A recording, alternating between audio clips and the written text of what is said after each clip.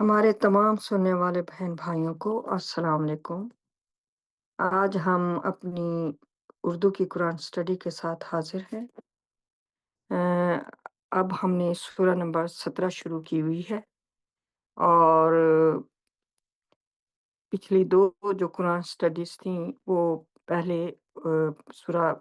آیت نمبر 15 تک ہوتی رہی ہیں۔ آج میں شروع کروں گی سورہ نمبر 17 اس کی آیت نمبر 16 سے انشاءاللہ۔ تو پہلے میں انگلش میں پڑھوں گی، پھر اس کا ترجمہ اردو میں پڑھوں گی انشاءاللہ۔ اعوذ باللہ من الشیطان الرجیم، بسم اللہ الرحمن الرحیم۔ سورہ 17 verse 16. If we are to annihilate any community, we let the leaders commit vast corruption therein. Once they deserve retribution, we annihilate it completely. اس کا اردو میں ترجمہ ہے: اگر ہم نے کسی قوم کو تباہ کرنا ہوتا ہے، ہم اس کے رہنماؤں کو وہاں بڑے پیمانے پر بدعنوانی کرنے دیتے ہیں۔ ایک بار جب وہ سزا کے مستحق ہو جاتے ہیں تو ہم اسے مکمل طور پر فنا کر دیتے ہیں۔ یہ اللہ سبحانہ تعالیٰ ہمیں نشانی بتا رہی ہیں کہ قومیں جب تباہ ہوتی ہیں تو ان کی تباہی کی سے پہلے کیا نشانی ہوتی ہے، جس سے انسان شاید اس کو دیکھ کے سمجھ جائیں اور خود کو سدھار لیں، اس سے بیشتر کہ ان پر اللہ سبحانہ تعالیٰ کی تباہی آ جائے۔ تو یہ یہاں پر اللہ سبحانہ تعالیٰ جو سب سے بڑی نشانی دے رہی ہیں کہ جب بھی کسی قوم کی تباہی کا وقت آتا ہے تو اس سے پہلے وہاں پر جو ان کے رہنما ہوتے ہیں، جو لیڈرز ہوتے ہیں، ان کو اللہ سبحانہ تعالیٰ وہاں پر چھوٹ دے دیتے ہیں کہ وہ وہاں پر جتنے بڑے پیمانے پر بدعنوانی کرنا چاہتے ہیں وہ اللہ سبحانہ تعالیٰ ان کو روکتے نہیں، ان کو کرنے دیتے ہیں۔ کیونکہ یہ جو کرپٹ رہنما یا لیڈرز کسی بھی قوم کے اوپر جب مسلط ہوتے ہیں تو اس قوم کو سمجھ جانا چاہیے لوگوں کو کہ یہ ہمارے اعمالوں کے نتیجے میں یہ ایک ہمارے اوپر اللہ تعالیٰ نے مسلط کیے ہیں، ورنہ کوئی ہمارے اوپر اس طرح کے برے لیڈرز جو ہے وہ حکمرانی ہم پر نہ کرتے، کیونکہ جو نیک لوگ ہیں ان کے لیے تو نیک لیڈرز اللہ تعالیٰ بھیجتے ہیں، لیکن جب انسان بہت حد سے بڑھ جاتا ہے اپنی برائیوں میں،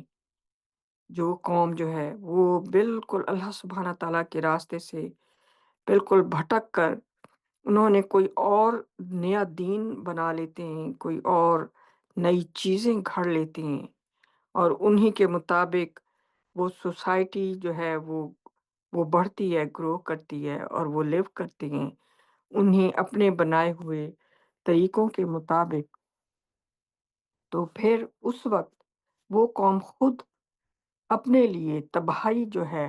وہ اللہ سبحانہ تعالیٰ کی طرف سے لے آنے کی حقدار ہو جاتی ہے۔ کیونکہ آج ہم دیکھ سکتے ہیں، آج کے دور میں بہت سے جو ملک ہیں ہم نے دیکھا ہے کہ ان پر جن میں سب سے زیادہ جو دکھ والی بات ہے وہ یہ ہے کہ وہ زیادہ تر مسلمان ہیں، اہل کتاب جن کے پاس قرآن ہے، جس قرآن سے میں یہ آیت پڑھ رہی ہوں، جس قرآن میں اللہ سبحانہ تعالیٰ نے اتنے واضح طور پر یہ بتا رہے ہیں، وہی ملک جو ہے، ممالک وہی جو خود کو مسلمان کہتے ہیں، جن کے گھروں میں قرآن موجود ہے، وہی جو ہے وہ اس قرآن کو ترک کر چکے ہیں، اس کو چھوڑ چکے ہیں، اور وہاں کے لوگ جو ہیں وہ اس کی بجائے اپنے آباء و اجداد کے جو پرانے طریقے ہیں انہی پر چلے آ رہے ہیں، جبکہ اللہ تعالیٰ نے فرمایا ہے قرآن میں پیرافریزنگ کر رہی ہوں ایک آیت کی، کہ کیا ہو اگر ان کے والدین آباء و اجداد سیدھے راستے پر نہ ہوں، یہ پھر بھی ان کی رہنمائی کرتے رہیں گے، ان کو فالو کرتے رہیں گے اپنے آباء و اجداد کے مذہب کو، تو اللہ سبحانہ تعالیٰ نے قرآن میں بہت انسانوں کی حالتیں ہر دور میں جو ہیں وہ بہت واضح طریقے سے کھول کر بیان کی ہیں تاکہ انسان اس کو سمجھ سکے۔ لیکن سمجھنے کے لیے قرآن کو پڑھنا بہت ضروری ہے، کیونکہ جب آپ پڑھیں گے نہیں تو آپ کو کہاں سے سمجھ آئے گی کہ ہم پر یہ جو مصیبتیں ہیں، یہ تنگ دستیاں ہیں، ہم پر جو یہ ام، اس قدر زندگی ہماری جو ہے وہ تنگ ہو رہی ہے، اور اس قدر ہم خوف و ہراس میں زندگی بسر کر رہے ہیں، تو ہمارے پاس کوئی کسی قسم کا انسانی حقوق ہے ہی نہیں، تو یہ ہم پر ایسے کیوں ہوا ہے؟ یہ کوئی انسان نہیں سوچتا۔ شاید ان کے دماغوں کے اوپر تالے لگا دیے جاتے ہیں، ان کے اعمال کی وجہ سے، کیونکہ وہ خود اتنے برے ہوتے ہیں۔ تو ان پر وہ اگر ایسی قومیں آپ دیکھیں جن کے اوپر ایک بدعنوان کرپٹ لیڈر جو ہے حکمران بیٹھے ہوئے ہیں، اور اگر آپ ان کی اس قوم کو دیکھیں، ان ملکوں کے لوگوں کو دیکھیں، تو آپ کو احساس ہوگا کہ واقعی یہ مستحق ہیں اس طرح کے برے حکمرانوں کے، کیونکہ وہ خود ان کے اندر اللہ تعالیٰ کی جو فرما برداری ہے اس سے وہ کہیں زیادہ بہت دور جا چکے ہیں۔ ایک تو ہوتا ہے نا تھوڑا سے بھٹک جانا، نہیں، وہ بہت دور بھٹک چکے ہیں۔ وہ اللہ تعالیٰ کے احکامات کے مطابق کچھ بھی نہیں زندگی بسر کرتے۔ ان میں اگر آپ چھوٹے لیول سے لے لیں، فار ایگزامپل کوئی چپڑاسی ہے، کوئی سپاہی ہے، کوئی کلرک ہے، وہ بھی آپ کو دیکھیں گے تو رشوتیں لیتا ہوا نظر آئے گا۔ جس کی جہاں پر جو بھی اس کے پاس تھوڑی سی بھی اس کے پاس اگر کوئی طاقت ہے تو وہ اس سے ناجائز فائدہ اٹھاتا ہوا آپ کو نظر آئے گا، اور اس لیے ان کے اوپر پھر وہ چیخیں گے، روئیں گے، ان کے اندر سچ نہیں بولتے، جھوٹ کے اوپر قومیں قائم ہیں، اور لوگ جو ہیں جھوٹ کے اوپر زندگی بسر کرتے ہیں، اور بلکہ فخر بھی کرتے ہیں کہ اگر ان میں کوئی بہت آ، زبردست جھوٹ بولنے والا ہو کہ جس کا جھوٹ جو ہے وہ آپ کو پتہ بھی نہ لگے سننے والے کو کہ یہ واقعی جھوٹ بول رہا ہے یا سچ بول رہا ہے، اس کو وہ اور زیادہ سراہا جاتا ہے۔ تو اس طرح کے معاشرے میں جہاں رشوت ہو عام، جہاں انسانوں کے حقوق نہ ہوں، جو حقدار ہے کسی بھی قسم کی جاب کا اپنی قابلیت اور علم کی بنا پر، اس کو ہٹا کے تو اس کی جگہ ایک کم پڑھا لکھا اور جس کا کوئی حق بھی نہیں بنتا، وہ سفارش سے اس کو بٹھا دیا جائے گا۔ یہ اس طرح کی چھوٹے سے لیول سے لے کر ایک بہت بڑے لیول تک ہر طرف صرف جو ہے وہ ایک آپ کو لوگ جو ہے نا ان میں صرف بےایمانیاں نظر آئیں گی، ان میں صرف اللہ سبحانہ تعالیٰ کے جو احکامات ہیں ان سے کفر کرتے ہوئے زندگی بسر کرتے ہوئے نظر آئیں گے۔ تو ایسے لوگوں کے اوپر تو پھر یہ ایسے لوگ مستحق ہیں کہ ان کے اوپر مسلط ہو جائیں کرپٹ لیڈرز اور کرپٹ حکمران، اور پھر وہ ان کو مزید ان کی اس چیز کی سزا دیں۔ لیکن یہ تو ایک بات ہو گئی نا کہ کرپٹ لیڈر جو ہیں وہ ان پر جو بھی ظلم کریں گے ان کو غلاموں کی طرح ان سے ان کے تمام حقوق انسانی ختم کر دیے جائیں گے، اور ان کو غلاموں کی طرح جو ہے وہ جیسے وہ ان کی ذاتی کوئی پراپرٹی ہیں ویسے ان انسانوں کو استعمال کیا جائے گا کہ ان کی مرضی کے مطابق ہوں گے تو ٹھیک، اگر ان کی مرضی کے مطابق جو بھی ہوگا تو اس کو پھر وہ سخت سزا دیتے ہیں حکمران جو ہیں۔ لیکن یہ تو ایک لیول ہے اس دنیا کا، لیکن اللہ سبحانہ تعالیٰ فرما رہے ہیں کہ یہ تو سمجھو کہ یہ نشانیاں ہیں کس چیز کی؟ اس عذاب کی جو اللہ سبحانہ تعالیٰ کی طرف سے ان پر آنے والا ہے۔ یہ اس بڑے عذاب کی یہ نشانی ہے کہ جب وہ ایک بار اس اس لیول تک چلے جائیں گے کہ وہ بالکل ان کا ضمیر، ان کا ہر چیز جو ہے، ان کی سوچ سمجھ ان کے اندر سب مر جائے گی، اور وہ بالکل اسی کے مطابق جو ہے وہ وہیں پہ ویسے ہی رہ رہے ہوں گے۔ تو پھر ایک جب جو ان کی مقررہ مدت اللہ تعالیٰ نے کی ہوئی ہے، اس کے بعد ان کے اوپر پھر اللہ سبحانہ تعالیٰ کا سزا آ جائے گا، اور وہ قوم جو ہے وہ پھر مکمل طور پر فنا کر دی جاتی ہے۔ تو جتنے بھی یہ ہمارے سننے والے ہیں، یہ ان کے لیے اس میں بہت بڑی نشانی ہونی چاہیے۔ وہ تمام مسلمان ملک جہاں پر جن کے اوپر آ، جہاں جمہوریت نہیں ہے، جہاں فریڈم آف اسپیچ نہیں ہے، فریڈم آف لیونگ نہیں ہے، جہاں اس حد تک وہ گمراہ ہو چکی ہیں، انہیں خبردار ہو جانا چاہیے کہ ان پر یہ کچھ نہیں، ابھی یہ ایک سمجھیں کہ بہت بڑے طوفان کی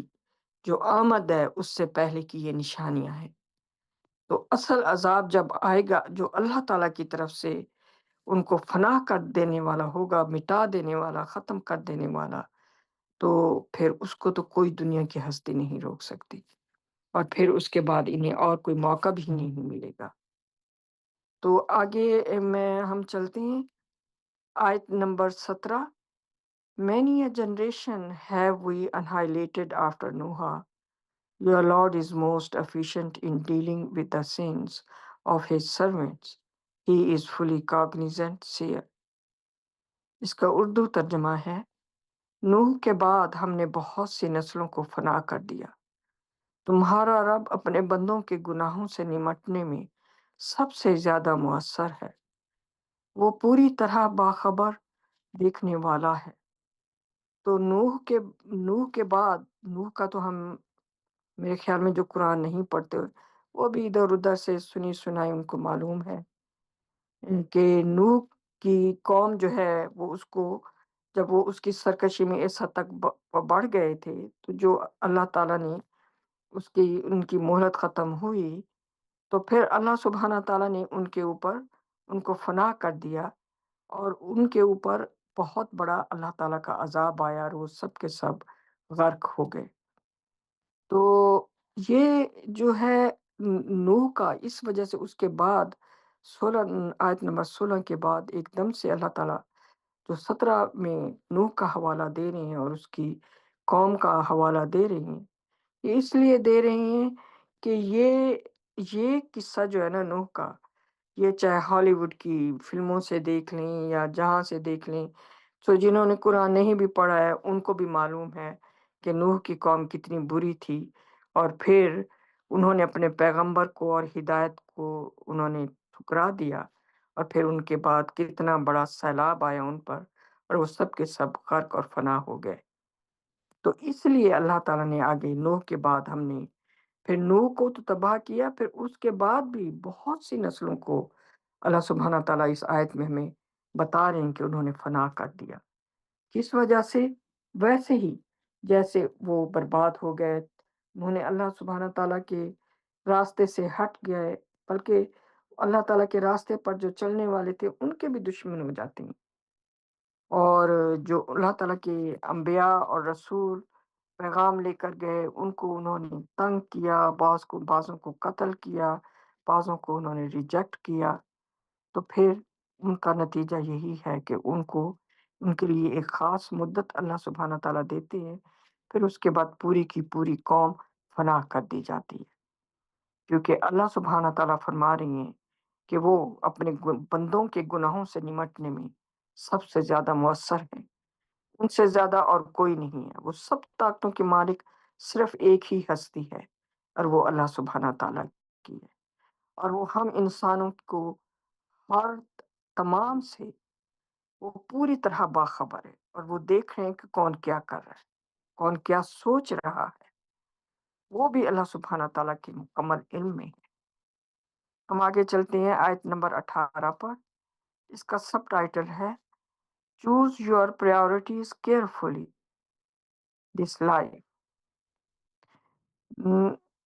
آیت ہے anyone who chooses this fleeting life as his priority, we will rush to him what we decide to give. Then we commit him to Jahannam, where he suffers forever, despised and defeated.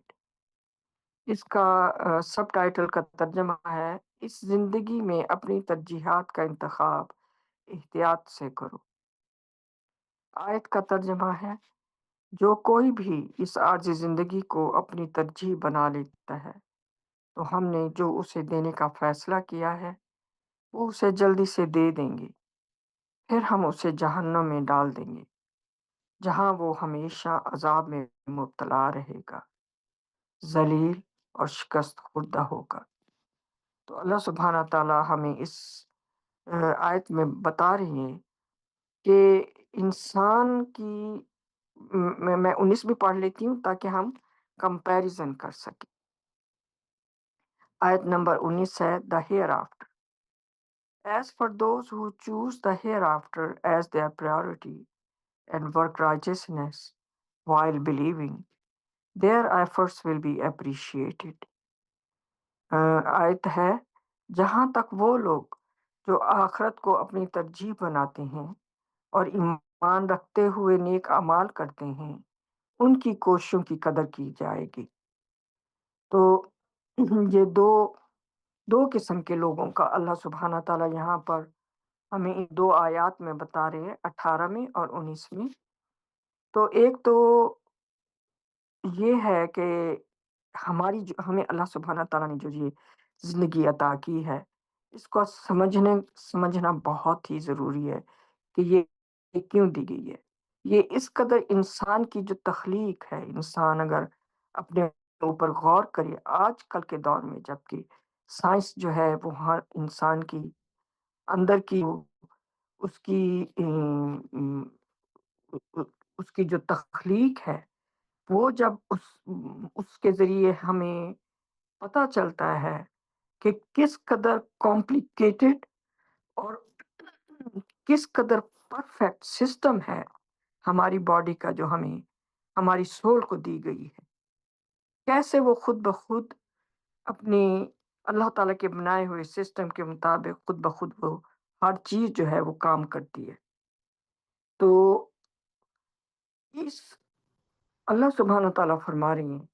कि ये ज़िंदगी जो हमें इस कदर हमारी कीमती है, क्योंकि इसका इल्म भी कुरान में है कि हमें दी क्यों गई है, जिससे कि majority of the human race जो है, वो इससे बिल्कुल नावाकिफ़ है कि हमें ज़िंदगी क्यों दी गई है, हम इंसान क्यों बनाए गए हैं, इस ज़मीन पर हम क्यों हैं। तो इसमें हर इंसान जो है ना, वो मुख्तलिफ़ किस्म के उसकी अपनी फ़ेथ हैं, अपनी सोचें हैं और अपनी जो है वो उसके वो उस पर ईमान है उसके। लेकिन अल्लाह सुब्हान ताला हमें कुरान में बताते हैं कि हमारी ज़िंदगी का मकसद क्या है, हमें क्यों दी गई है। और ये सबकी अगर ज़्यादा से ज़्यादा भी कर लें ना 100 साल, जो कि किसी काम की नहीं होती, आखिरी जो समझें 15 या उम, 10 साल होते हैं, वो बिल्कुल बेकार होते हैं।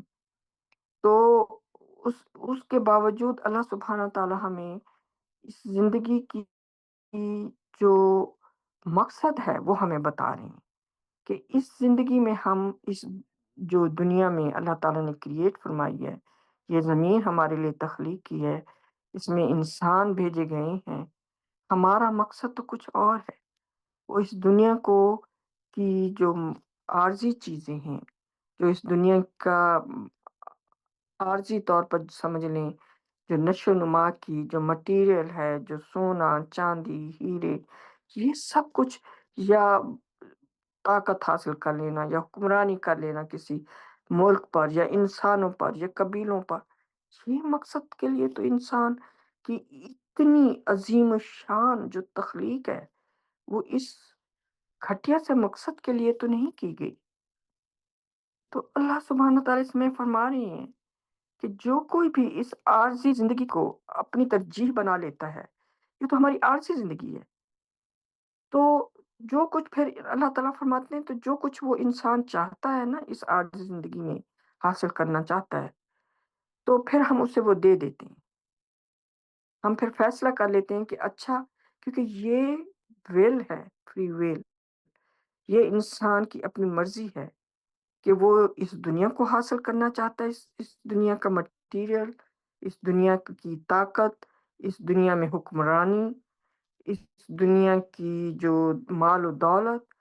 انسان وہ حاصل کرنا چاہتا ہے، یا انسان جو بعد کی زندگی ہے، ہیئر آفٹر، ہمارے یہاں سے مر جانے کے بعد کی 90 80 90 100 سال کے بعد کی جو زندگی ہے، یہاں سے تو ہر ایک نے جانا ہے، یہ انسان کو معلوم ہے، تو اسے یہ پتا ہے کہ میں نے یہاں ہمیشہ ہم، کے لیے نہیں ہوں، میں عارضی ہوں، مگر پھر اس کے بعد اس کے پاس یہ چوائس ہے کہ وہ اس دنیا کی زندگی کا اختیار کا جو ہے فیصلہ کرے کہ مجھے سب کچھ یہیں پہ ابھی مل جانا ہے چاہیے، یا پھر وہ کہتا ہے کہ نہیں، یہ زندگی یہ اتنی تھوڑی چھوٹی سی زندگی ان چیزوں کے لیے یہ بالکل ہی، جو عقل مند انسان ہوگا اسے معلوم ہوگا کہ یہ اٹس نتھنگ، یہ کچھ نہیں ہے، اس زندگی، عارضی زندگی کی مال و دولت یا طاقت یا اختیارات یا حکمرانی حاصل کر لینا، یہ ہیئر آفٹر کے مقابلے میں یہ نیل ہے، کچھ بھی نہیں ہے، تو وہ پھر آخرت کو ترجیح دے گا۔ اچھا، اب یہ جو دو زندگیاں ہیں، ایک نے اس زمین کی زندگی کو کو حاصل کرنے کے اوپر فیصلہ کیا، ترجیح دی، اور دوسرا شخص جو ہے اس نے آخرت کو ترجیح دی،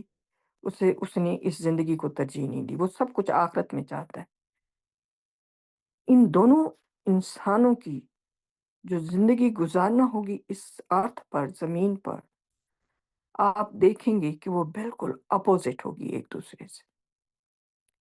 ایک انسان کے پاس اللہ تعالیٰ نے جیسے فرمایا ہے نا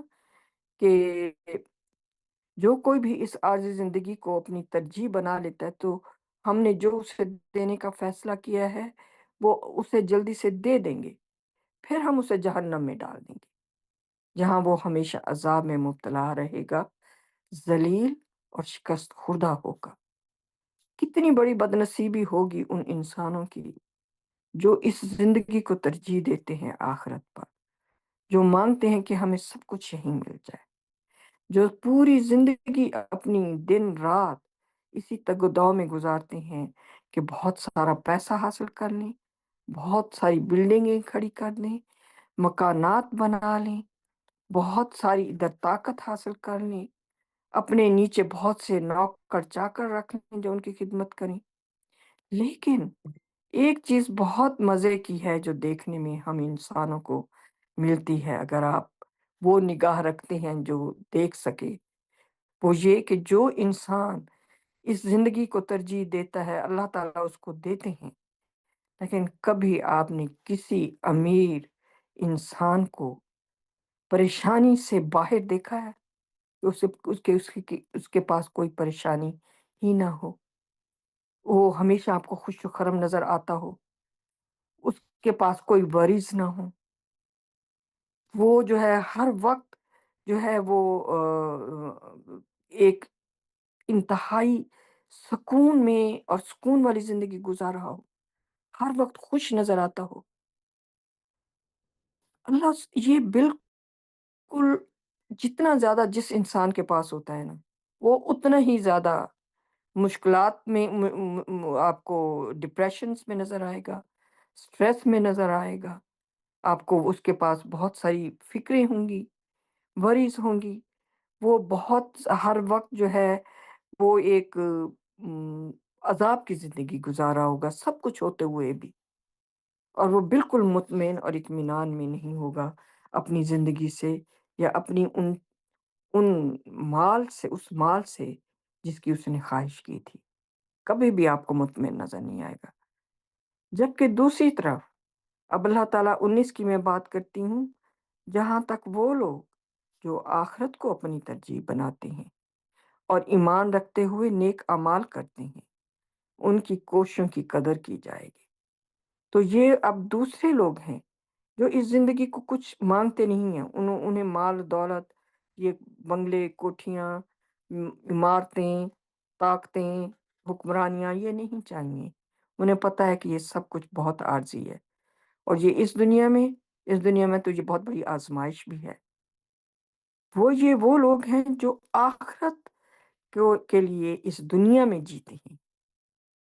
وہ ان کی ترجیح اس حد تک ہوتی ہے آخرت۔ وہ اللہ تعالیٰ کے جتنے احکامات اس قرآن میں اللہ تعالیٰ نے دیے ہیں، وہ دن رات انہی کے مطابق زندگی کا ہر لمحہ گزارنے کی تگ و دو میں مصروف رہتے ہیں۔ ان کے پاس جو پیسہ، وہ چیریٹیبل ہوتی ہیں، اور وہ رائچس ورک کرنا، دوسروں کی مدد کرنا، وہ اس کو پریورٹی سمجھتے ہیں۔ وہ اللہ تعالیٰ کے آگے جھکتے ہیں، 5 وقت نماز کے دوران ان سے اپنا رابطہ قائم کرتے ہیں۔ اللہ تعالیٰ کی دن رات جو ہے وہ پریزز اور گلوریفائی کرتے ہیں۔ وہ رشوت نہیں لیتے، وہ جھوٹ نہیں بولتے، وہ غیبتیں نہیں کرتے، وہ کسی قسم کا کوئی ایسا کام جس سے اللہ تعالیٰ نے منع فرمایا ہو وہ اس کو نہیں کرتے، اور ہر وہ کام کرنے میں ان کی تگ و دو ہوتی ہے، وہ ترجیح دیتے ہر اس کام کو کرنے میں جس کا اللہ تعالیٰ نے حکم دیا ہے اور جو اللہ سبحانہ تعالیٰ پسند فرماتے ہیں۔ تو ایسے لوگ جو ہیں وہ آپ کو ہمیشہ خوش نظر آئیں گے، سکون میں نظر آئیں گے، ہنستے ہوئے نظر آئیں گے۔ آپ کو کبھی ان سے کوئی بھی بری وائبس نہیں آئیں گی، وہ نیگیٹو نہیں ہوں گے، وہ ہمیشہ پازیٹیو ہوں گے۔ وہ وہ ان اب ان دو انسانوں کا اگر آپ آپس میں کریں، ایک کے پاس سب کچھ ہے، ایک کے پاس اللہ تعالیٰ نے اس کو جو بھی دیا ہے وہ اس کے لیے وہی بہت کچھ ہے، اور وہ ہر وقت شکر گزار ہے، اور دوسرا ہر وقت مزید چاہنے کے لیے، مزید حاصل کرنے کے لیے تگ و دو میں لگا ہوا ہے، کیونکہ اس کی کوئی حد نہیں ہے۔ تو اب ان دونوں انسانوں کی زندگی میں تو اسی دنیا میں ہی آپ کو فرق نظر آ جائے گا۔ اصل دولت تو خوشی ہے، اصل دولت تو جو ہے وہ محبت ہے، پیار ہے، اور جو ہے وہ نیکی ہے، اور پازیٹیونیس ہے۔ پازیٹیونیس میں بڑی خوبصورتی ہے، سبحان اللہ۔ اور نیگیٹو پن کسی کے بارے میں بھی آپ سوچیں، وہ اس میں ایسی آگ ہے کہ آپ خود وہیں پہ جھلس جاتے ہیں۔ تو یہ یہ ہوتا ہے فرق ایک نیک انسان اور ایک جو ہے وہ آخرت پہ ایمان رکھنے والا انسان، اور اس کو چاہنے والا، اور ایک اس دنیا کو چاہنے والا۔ یہ دو انسانوں کا اللہ سبحانہ تعالیٰ نے موازنہ کر کے ہمیں قرآن کی ورسز سے بتایا ہے۔ اب ہم آیت نمبر 20 پڑھتے ہیں۔ For each one of them we provide for those and these from your Lord's bounties. Your Lord's bounties are inexhaustible. Urdu میں اس کا ترجمہ ہے، ان میں سے ہر ایک کے لیے ہم مہیا کرتے ہیں، ہم انہیں اور انہیں تمہارے رب کے فضل سے رزق دیتے ہیں، تمہارے رب کی نعمتیں لامحدود ہیں۔ اللہ تعالیٰ فرما رہے ہیں وہ دونوں کو رزق دیتے ہیں، جو اس دنیا کے لیے چاہتے ہیں انہیں بھی، اور جو آخرت چاہتے ہیں انہیں بھی، کیونکہ وہ رازق ہے۔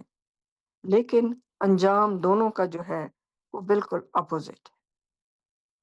اب میں 21 پڑھتی ہوں۔ Note how we preferred some people above others in this life. The differences in the hereafter are far greater and far more significant. اللہ تعالیٰ اس کی اردو میں بتا رہی ہیں، غور کرو کس طرح ہم نے اس زندگی میں کچھ لوگوں کو دوسروں پر ترجیح دی ہے۔ آخرت میں فرق کہیں زیادہ بڑے اور کہیں زیادہ نمایاں ہے۔ اور یہ تو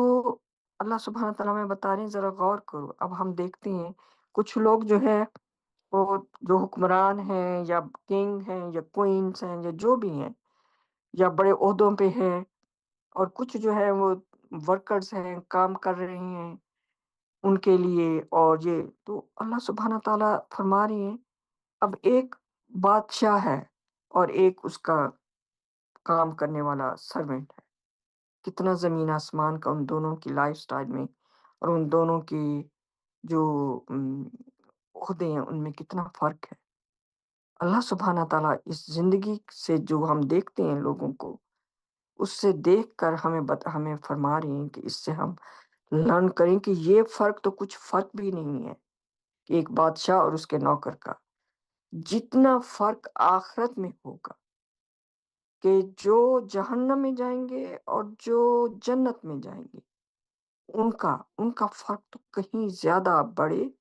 اور کہیں زیادہ نمایاں ہے۔ اللہ سبحانہ تعالیٰ فرما رہے ہیں کہیں زیادہ بڑے اور کہیں زیادہ نمایاں۔ تو ہم اس دنیا کی عارضی دنیا کے لیے کیوں انسان اتنا پاگل ہوتا ہے؟ جو کچھ اللہ تعالیٰ نے دیا اسی میں قناعت کرے، شکر گزاری کرے، خوش رہے، اور اپنی زندگی کو صرف اور صرف اللہ سبحانہ تعالیٰ کے احکامات کے مطابق گزارنا جو ہے، اس کا فوکس صرف اس پر ہونا چاہیے۔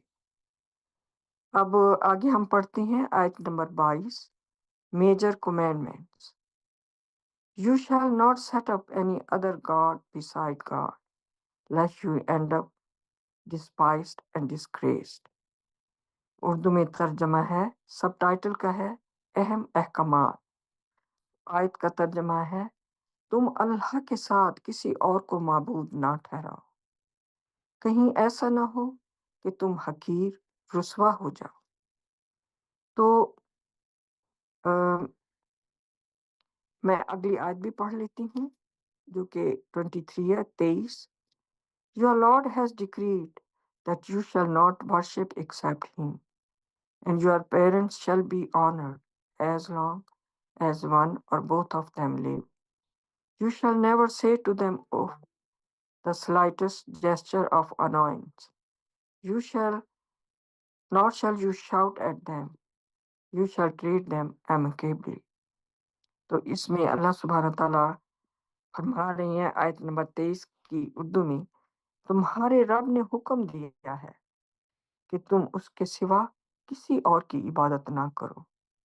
اور تمہارے والدین کا احترام کیا جائے جب تک ان میں سے کوئی ایک یا دونوں زندہ ہیں۔ تم ان سے کبھی اف نہ کہو، ذرا سی بھی ناگواری کا اظہار، اور نہ ہی تم ان پر چلاؤ، تم ان کے ساتھ خوش اسلوبی سے پیش آؤ۔ تو اس آیت میں دو احکامات بڑے میجر ہیں، جس میں نمبر 1 جو ہے وہ ہے لا الہ الا اللہ، کہ تم اللہ کے ساتھ کسی اور کو معبود نہ ٹھہراؤ۔ اگر تم نے ایسا کر لیا تو پھر اللہ سبحانہ تعالیٰ آگے بتا رہے ہیں تو پھر تم حقیر اور رسوا ہو جاؤ۔ اگر تم نے اللہ سبحانہ تعالیٰ لا الہ الا اللہ کے ساتھ کوئی بھی اور نام جوڑ لیا تو وہ تمہارا معبود ہوگا، اور اگر تم نے ایسا کیا تو پھر تم حقیر اور رسوا ہو جاؤ گے، ہمیشہ ہمیشہ کے لیے، ہمیشہ ہمیشہ نہ ختم ہونے والی جو زندگی ہے اس تک کے لیے، اور تم حقیر اور رسوا ہی رہ جاؤ گے۔ آگے اللہ سبحانہ تعالیٰ 23 میں فرمائیں کہ تمہارے رب نے حکم دیا ہے کہ تم اس کے سوا کسی اور کی عبادت نہ کرو۔ یہ اللہ سبحانہ تعالیٰ کا حکم ہے، پہلا حکم، نمبر 1، کہ اللہ کے ساتھ ہم نے کسی اور کی عبادت نہیں کرنی، ہم نے کسی اور کو شریک نہیں ٹھہرانا، ہم نے کسی اور کا نام اللہ سبحانہ تعالیٰ کے نام کے ساتھ نہیں لگانا، کیونکہ وہ لگانا جو ہے وہ شرک ہے، وہ آپ نے شریک کر دیا۔ ایک نام کے ساتھ آپ نے دوسرا نام لکھ کر دو شریک ٹھہرا دیے اس ایک نام کے۔ آپ نے ایک ہستی کی جو شہادت دیتے ہیں کہ اللہ لا الہ الا اللہ، اس کے ساتھ جب آپ دوسری شہادت دیتے ہیں محمد رسول اللہ، تو آپ نے اللہ کے ساتھ محمد کو شریک ٹھہرا لیا۔ آپ نے معبود بنا لیا محمد کو اپنا اللہ کے ساتھ۔ تو اللہ سبحانہ تعالیٰ کہہ رہے ہیں پھر تم حقیر اور رسوا ہو جاؤ گے ہمیشہ ہمیشہ کے لیے۔ اور اللہ تعالیٰ اس چیز کا حکم دے رہے ہیں باقاعدہ اگلی آیت میں، حکم کے ساتھ ہمیں کہہ رہے ہیں کہ ہم ان کے سوا کسی اور کی عبادت نہ کریں۔ آپ اپنی نمازوں پر غور و فکر کریں۔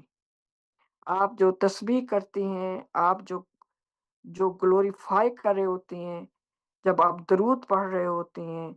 جب آپ نمازوں میں جو ہے وہ سلام اور درود بھیج رہے ہوتے ہیں، اور تو آپ یہ کیا کر رہے ہوتے ہیں؟ آپ اللہ کے سوا اوروں کی بھی عبادت کر رہے ہوتے ہیں اللہ کے ساتھ۔ آپ یہ نہیں کرتے کہ صرف اللہ کی عبادت کر رہے ہوتے ہیں، آپ اللہ کے ساتھ دوسروں کی بھی عبادت کر رہے ہوتے ہیں، اور آپ کا انجام پھر ہمیشہ ہمیشہ کے لیے حقیر اور رسوا ہوگا،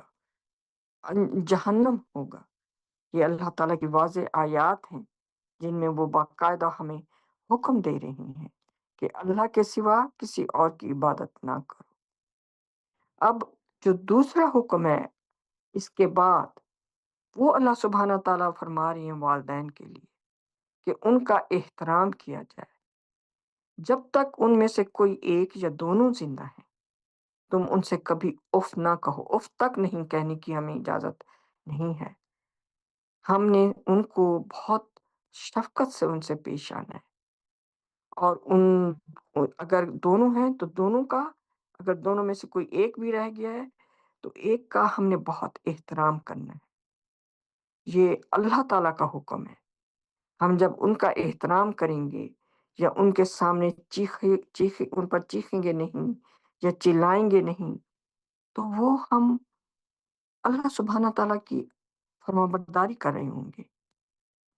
اس کا اجر ہمیں اللہ سبحانہ تعالیٰ دیں گے۔ تو ہمیں اس وقت یہ ذہن میں ہمارے ہونا چاہیے جب ہم فرما برداری کر رہے ہوں کہ یہ میرے مالک کا حکم ہے، مجھے میں نے سنا اور میں نے اطاعت کرنی ہے، میں اطاعت کر رہی ہوں۔ تو یہ اس وقت ہماری ذہن میں ہونا چاہیے۔ ہم جب بھی کسی حالت میں کسی جگہ جب ہم وہ وہ کام کر رہے ہوتے ہیں جس کا ہمیں اللہ تعالیٰ نے حکم دیا ہوتا ہے کہ میں نے سنا اور میں نے اطاعت کی، کہ میں اللہ تعالیٰ نے مجھے بتایا ہے، میں نے اس کو سنا ہے، اور میں اب جب یہ موقع آیا ہے تو میں اب اس کی اطاعت کریں۔ تو اس قدر ہمیں ہر وقت کانشیس رہنا چاہیے، ہمیں ہر وقت چوکنا رہنا چاہیے، کیونکہ ہر وقت دن میں معلوم نہیں ان کاؤنٹیبل ہمارے اوپر مختلف قسم کے احکامات جو اپنا کو عمل کرنے کے جو ہے وہ ہمیں چانسز ملتے ہیں۔ تو ہم نے ہر وقت چوکنا رہنا ہے کہ کہیں ہم سے کہیں کبھی کسی بھی حکم کی نافرمانی نہ ہو جائے۔ تو آگے آخری آیت ہے، میں یہ بھی پڑھ لیتی ہوں۔ And lower for them the wings of humility and kindness, and say, My Lord, have mercy on them, for they have raised me from infancy۔ اس آیت کا اردو میں ترجمہ ہے، اور ان کے لیے عاجزی اور مہربانی کے ساتھ انکساری اختیار کرو، اور کہو، اے میرے رب، ان پر رحم فرمائے، کیونکہ انہوں نے بچپن سے میری پرورش کی ہے۔ یہ اللہ سبحانہ تعالیٰ ہمیں تعلیم دے رہے ہیں، ہماری تربیت کر رہے ہیں۔ ایک ایک حکم جب وہ اپنا ہمیں دیتے ہیں تو وہ ہمیں سکھاتے ہیں بہت شفقت اور پیار کے ساتھ کہ ہمیں آگے کس طرح سے ان کی اطاعت اور فرما برداری کرنی ہے، ان کے ان احکامات کی۔ اس میں بھی وہ ہمیں حکم دے رہے ہیں کہ ہم ان کے ساتھ صرف یہ نہیں کہ ہم اف نہ کریں، بلکہ ان کے ساتھ عاجزی اور مہربانی اور انکساری کے ساتھ پیش آئیں۔ ہمارے اوپر کسی قسم کی کوئی وہ وہ نہ ہو کہ ہم ان پر کوئی حکمرانی کر رہے ہیں کہ اب وہ بوڑھے ہو گئے ہیں کہ نہیں، آپ نے یہ نہیں کرنا، آپ نے یہ نہیں کرنا۔ نہیں، ہم نے اپنے بچوں کو بھی ان آیات کو سمجھانا ہے یہ جو ہے یہ بہت اہم احکامات ہیں۔ اور پھر آگے اللہ تعالیٰ فرما رہی ہیں کہ ان کے لیے دعائیں بھی کرو اور کہو اے میرے رب ان پر رحم فرمائے کیونکہ انہوں نے بچپن سے میری پرورش کی ہے۔ جو بچپن سے ہم دیکھتے ہیں، ہم تو اب خود بزرگ بن چکے ہیں کہ کس طرح ہمیں اپنے تو یاد نہیں کہ جب ہم سال 2 سال کے تھے کہ کیسے ہماری ماں نے اور جو ہے راتوں کو جاگ کر کے کس طرح سے وہ پھر نرس بھی کرتی ہے بچوں کو اور کس طرح سے وہ اپنی پوری جو جوانی ہے وہ سکون اور آرام اور نیند کس طرح وہ ایک بچے کی تربیت اور پرورش کے اوپر جو ہے وہ اس کو کرتی ہے اور یہ لو اس کے دل میں کس نے ڈالا؟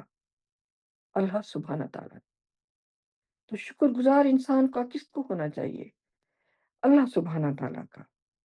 اور یہ اللہ تعالیٰ نے آگے ہمیں کہا ہے کہ ان کے ساتھ ایسے سلوک کرو تو ہم اللہ سبحانہ تعالیٰ کے فرما بردار ہوتے ہوئے ایسے ہی ان سے ہمیں سلوک کرنا چاہیے کیونکہ اللہ تعالیٰ ہمیں یہ بھی ان کی جو محنت ہے وہ بھی یاد کروا رہے ہیں لیکن شکر گزاری اللہ تعالیٰ کی جنہوں نے ان کے دلوں میں وہ اپنے بچوں کے لیے اتنی کیئر اور اتنی محبت ڈالی ورنہ ایسے بھی ہمیں کیسز خبروں میں اور سننے میں ملتے ہیں جنہوں نے اپنے بچوں کو ترک کر دیا ہے، یتیم خانوں میں جا کے چھوڑا ہے یا جنہوں نے اپنے بچوں کو پیدا ہوتے ہی مار ڈالا۔ تو یہ اللہ سبحانہ تعالیٰ کی مہربانی ہے انسانیت کے اوپر کہ سب ماں ایک سٹیج آتی ہے کہ بچے ہوتے ہیں خود اولاد ہوتے ہیں کسی کی پھر ان کی اپنی اولاد ہوتی ہے اور یہ ایک سلسلہ ہے اللہ سبحانہ تعالیٰ کا جو چل رہا ہے جب تک کہ انسان آخر تک ان کا جو پلان ہے جو منصوبہ ہے جو مقصد ہے جس پرپس کے لیے اللہ تعالیٰ نے یہ دنیا یہ کائناتیں ہم انسانوں کو اور اس میں موجود ہر چیز کو تخلیق کیا ہے جب تک کہ یہ پرپس اور یہ مقصد جو ہے یہ پورا اپنے انجام کو نہیں پہنچتا تو ہمیں اللہ سبحانہ تعالیٰ کی ہر وقت جو احکامات ہیں ان کو یاد رکھنا چاہیے اللہ تعالیٰ کو یاد رکھنا چاہیے تاکہ جب بھی کوئی ایسا موقع آئے جس پر ہم ہمیں ایک ایسا دوراہا آ جائے کہ اس پر ہمیں اللہ تعالیٰ کی فرما برداری کرنی ہے یا شیطان جو ہمارے اندر بیٹھا ہمیں وسپر کرتا ہے کہ نہیں اس وقت تم غصہ دکھا دو یا تم جھوٹ بول دو یا تم کوئی بات نہیں تھوڑی سی غیبت کر لو یا ہم نے وہ کرنی ہے تو یہ ہمیں بہت چوکنا رہنا ہے اپنے لیے اپنی بقا کے لیے اللہ تعالیٰ کی اللہ تعالیٰ کی فرما برداری اور اچھے سرونٹ بننے کے لیے انشاءاللہ میں اپنی آج کی اسٹڈی کا یہیں پر اختتام کرتی ہوں میرے اور بہن بھائی بھی بیٹھے ہیں وہ انشاءاللہ تعالیٰ ریفلیکشن مزید کرنا چاہیں تو فلور از اوپن السلام علیکم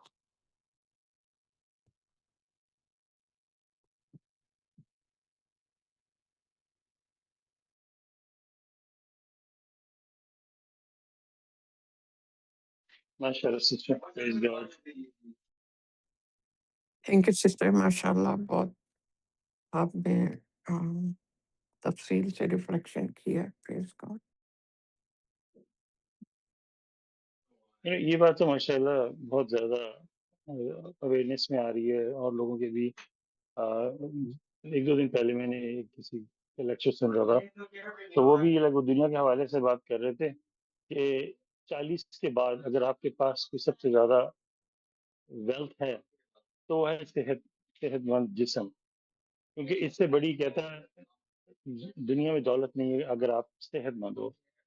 بھلے آپ کے پاس کتنا پیسہ بینک میں پڑا ہو لیکن اگر آپ کی جو جسم میں بیماریاں ہیں آپ کچھ کر نہیں سکتے تو پھر وہ معذوری میں پھر انسان نہ تو کچھ کھا سکتا ہے نہ ہی کچھ کر سکتا ہے بیسیکلی لیکن اسی کو اگر ہم بہت دین کے حوالے سے دیکھیں تو سب سے بڑی جو دولت ہے اس میں کوئی شک کی بات نہیں ہے وہ قارون کی جو اگزامپل ہے جب وہ اس کے پاس اتنا ہی دولت تھی تو جو لوگ تو دنیا میں ملوث تھے وہ کہتے ہیں کہ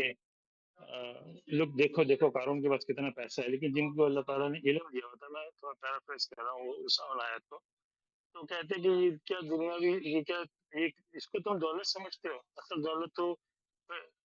جو بندہ رائچس ہوتا ہے، پرہیزگار، اللہ کے قریب ہونا، یہ سب سے بڑی دولت ہے۔ تو آنیسٹلی یہ جتنا ماشاءاللہ ہم اس میں آگے بڑھ رہے ہیں، اتنے ہی زیادہ ہمیں روشنی دیکھنے کو مل رہی ہے۔ آج بھی کہیں ہمارا جانا ہوا تو وہاں بڑے بڑے امیر لوگ آئے ہوئے تھے، اور جیسے آپ نے کہا نا ابھی ارلی اسٹڈی میں کہ ان کے چہروں پہ خوشی نہیں ہوتی، تو وہی دیکھنے کو ملا۔ اور ایک محترمہ نے وہ ایک پرس پکڑا تھا، کہنے لگی یہ $4000 کا پرس ہے، لیکن میں نے کہا ان کے چہروں پہ خوشی کہاں ہے؟ وہ مطلب ایسی بے سکونی، اور یہی تو قرآن کہتا ہے کہ یہ جو دولت ہے یہ ان کے لیے ان کے بدسکونی، مزری کا باعث بنتی ہے، یہ جو دنیاوی دولت ہے۔ اب آتے ہیں ریئل دولت کی طرف، جو کہ دین کے حوالے سے، اور وہ آتی ہے ہماری جو روح ہے اصل میں، اور یہ ہے ایک فیکٹ، اس میں کوئی شک و شبہ کی گنجائش نہیں ہے۔ اگر ہماری روح جو ہے، اگر وہ گرو نہیں ہوتی، اگر وہ بچے کا بچہ ہی ہے، تو وہ ہے، ایکسکیوز می، وہ ہے اصل دولت، وہ ہے اصل دولت کہ ہم اپنی روح کو، اور جب روح گرو ہوتی ہے نا، تو وہ ہے، وہ اس سے ہمیں خوشی ملتی ہے۔ یہ دنیاوی چیزیں بھلے آپ کسی مطلب چھوٹے سے گھر میں بھی ہوگے، آپ کے پاس ضرورت کی پوری چیزیں ہوں گی، لیکن اگر وہ خوشی، وہ سکون، وہ اسٹریس سے فری لائف، بالکل جیسے ایک بچہ رہتا ہے نا، یہ اس سے بڑی دولت نہیں ہے۔ تو بھی آنےسٹلی میں نے یہ دنیا میں یہ دیکھا ہے، اس سے بڑی دولت نہیں ہے۔ بڑے بڑے امیروں کو میں نے روتے ہوئے دیکھا ہے، اور یہ صرف اور صرف ملتی ہے اللہ کی قربت سے، صرف اور صرف۔ تو اگر آپ اپنے آپ کو ایویلیوٹ کر کے دیکھیں، اگر آپ جس مذہب پہ بھی چل رہے ہیں، to be honest with you، کسی فقے کو فالو کر رہے ہیں، جو بھی ہے، اگر آپ کے اندر وہ خوشی، وہ اطمینان، وہ سکون وہ نہیں ہے، تو بجائے اس کے کہ اسی پگڈنڈی پہ آپ چلتے رہو ساری عمر، اور جس وہ کیا ہے، بڑی کہاوت ہے کہ انسینٹی جو ہوتی ہے نا، مطلب ایک پاگل پنا کہہ لو، وہ یہ ہے کہ ایک چیز کو بار بار ٹرائی کرو اور ایکسپیکٹ کرو کہ آپ کو ریزلٹ ڈفرنٹ مل جائے گا، دیٹس کال انسینٹی۔ تو کیا آپ اسی پاگل پن پہ چلتے رہو گے ساری عمر کے، اس کو ٹرائی کرتے رہو گے، ٹرائی کرتے رہو گے، دعائیں مانگتے رہو گے، لیکن اگر آپ کو سکون نہیں مل رہا، تو why not change your route? کہ قرآن جو اللہ تعالیٰ بات کر رہے ہیں صرف لا الہ الا اللہ کی، اس کو ٹرائی تو کر کے دیکھیں۔ تو سورہ 22 میں حج میں اللہ تعالیٰ آیت نمبر 15 میں فرماتے ہیں کہ اگر کسی کو شک ہے کہ وہ اللہ تعالیٰ اس کو سپورٹ نہیں کریں گے، تو چاہیے کہ وہ دنیا کے سب چیزوں سے لا تعلق ہو کے صرف اللہ پہ بھروسہ کرے، پھر دیکھے وہ اس کے دل میں جو شک و شبہات تھے وہ کیسے پورے نہیں ہوتے۔ ہم نے اس آیت کو چینج کر کے اس کو بنا دیا کہ چھت پہ سے رسی باندھے اور وہ اپنے آپ کا گلا گھوٹ لے، ہم نے اس کی ٹرانسلیشن تک چینج کر دی ہم نے۔ تو خالص اللہ پہ توکل، صرف اللہ کی عبادت، صرف اللہ کی فرما برداری میں آ کے دیکھو، تو ٹرائی تو کر کے دیکھو۔ ایسا نہ ہو کہ اسی حالت میں موت آ جائے اور پھر آخرت میں بندہ پچھتاوے میں بیٹھا کہ کاش میں اس کو ٹرائی تو کر لیتا۔ ماشاء اللہ۔